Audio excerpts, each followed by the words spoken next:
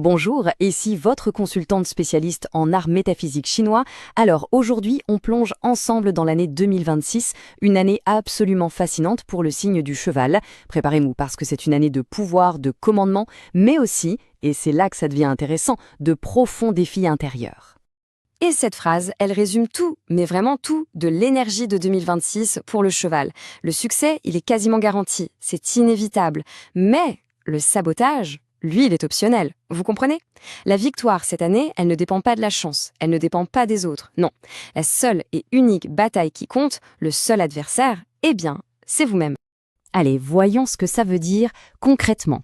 En 2026, le cheval se retrouve dans une position, oulala, extrêmement puissante. C'est la position du grand-duc, le fameux Tai Sui. Et ça, c'est une énergie d'amplification massive. Ça va littéralement tout changer.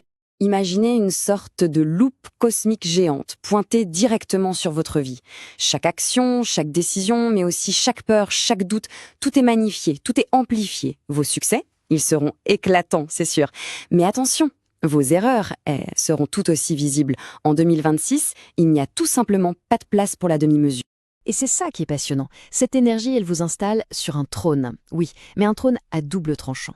D'un côté, vous pouvez assumer pleinement ce pouvoir, avec confiance, et là, c'est le succès, la reconnaissance, les opportunités qui affluent. Mais de l'autre côté, si le doute s'installe, si la pression vous submerge, alors attention à l'agitation, aux décisions un peu folles. La question est simple en fait. Quel souverain choisirez-vous d'être? Heureusement, et c'est une excellente nouvelle, vous ne partez pas dans cette aventure les mains vides.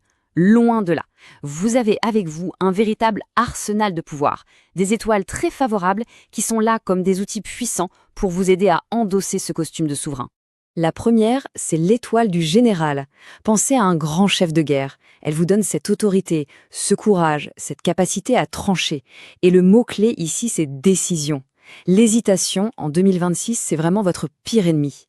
Cette étoile, elle demande de diriger avec confiance, depuis un espace de calme intérieur, pas depuis l'ego. La différence, la confiance sert le groupe, l'ego ne sert que soi. Ensuite, on a l'arrivée du duc. Ah, celle-là, c'est l'étoile du prestige, de la reconnaissance. Votre nom, votre travail, tout ça va se mettre à circuler dans des cercles bien plus élevés. Mais attention, il y a un secret pour l'activer. Il faut être proactif. N'attendez pas qu'on vous donne la permission, n'attendez pas les ordres, prenez les devants. Et côté finance, on a la serrure dorée. C'est une magnifique étoile de richesse. Mais attention, elle a ses règles. Elle récompense la discipline, la bonne gestion, la planification. Ce n'est pas du tout l'année pour les coups de poker ou les dépenses impulsives, non. Voyez vos finances comme une forteresse. On la construit brique par brique et on la protège. Bon, maintenant passons de l'autre côté du miroir. Parlons des défis. Parce qu'il y en a, bien sûr. Mais ce que j'aimerais que vous compreniez, c'est que ces étoiles, qu'on dit néfastes, ce ne sont pas des ennemis qui viennent de l'extérieur. Non, ce sont des saboteurs intérieurs. Et la clé, c'est de les comprendre pour en faire des alliés stratégiques. Alors, le premier, c'est le fil de l'épée. Cette étoile, elle donne à vos mots un tranchant redoutable. Le risque est évident, n'est-ce pas? C'est de blesser les gens sans le vouloir, de créer des conflits qui, franchement, n'étaient pas nécessaires. Alors, la question est, comment on fait? Comment on utilise cette énergie de manière constructive? Comment on transforme cette épée en autre chose? Eh bien, voilà la stratégie. On transforme l'épée en scalpel de chirurgien. Au lieu de blesser les gens, on va s'en servir pour trancher ce qui doit l'être. On coupe une bonne fois pour toutes les liens toxiques. On élimine les projets qui ne fonctionnent plus. On agit vite, sans chercher à plaire à tout le monde. Vous voyez la différence? C'est de la précision chirurgicale, pas de la brutalité. Il y a deux autres saboteurs intérieurs à surveiller de très près. D'abord, le cadavre caché. Ça représente toutes ces vieilles blessures, ces émotions qu'on a mises sous le tapis et qui risquent de ressortir. Il est donc crucial de faire un bon nettoyage émotionnel avant que l'année ne s'accélère. Et puis, il y a la punition de l'année. Ah, celle-là, c'est cette petite voix dans votre tête qui vous dit que vous n'êtes pas à la hauteur, qui vous fait douter. L'antidote, c'est la vitesse. Prenez vos décisions avec tellement de conviction et de rapidité qu'elle n'aura même pas le temps de se faire entendre.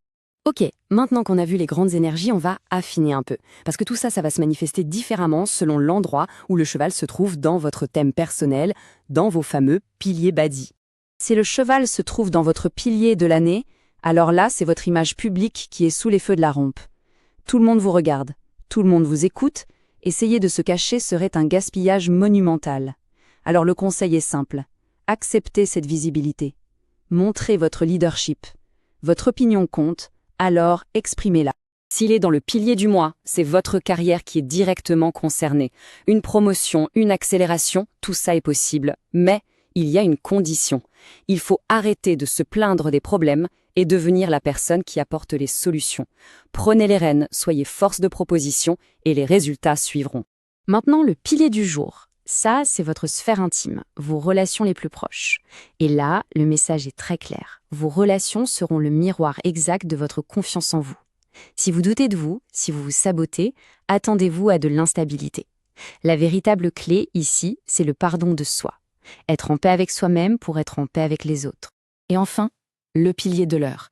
Ça touche à vos projets, à vos investissements, à ce que vous laissez derrière vous, votre héritage. C'est le moment parfait pour bâtir quelque chose qui va durer, quelque chose qui vous survivra, que ce soit une entreprise, un livre, un système, peu importe. Et pour ça, la discipline de la fameuse serrure dorée sera votre meilleur ami. Forcément, gérer une année aussi intense, avec autant de pression, ça demande de la sagesse. Et la plus grande sagesse, c'est de reconnaître qu'on ne peut pas y arriver seul. Vous aurez besoin d'alliés, d'une sorte de conseil royal pour vous épauler. Alors, qui inviter à votre table? Voici votre conseil royal pour 2026. D'abord, la chèvre. C'est votre mentor, la voix de la sagesse qui saura vous calmer quand la pression monte. Ensuite, le tigre. C'est votre stratège, celui qui vous aide à prendre du recul, à analyser froidement la situation avant de vous lancer. Et enfin, le chien. Lui, c'est votre connecteur. Son carnet d'adresses est une mine d'or. Il vous ouvrira les bonnes portes et vous présentera les bonnes personnes. Pour conclure, je crois que le message est limpide. 2026, ce n'est pas une année pour aller battre les autres. C'est une année pour vous conquérir vous-même. C'est le moment de devenir le véritable souverain de votre royaume intérieur, d'affiner votre pouvoir pour lui donner un sens, un véritable but.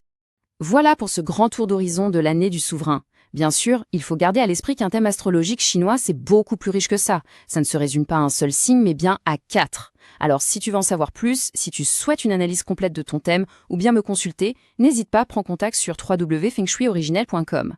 Que la sagesse Bazi vous accompagne, très belle journée à vous.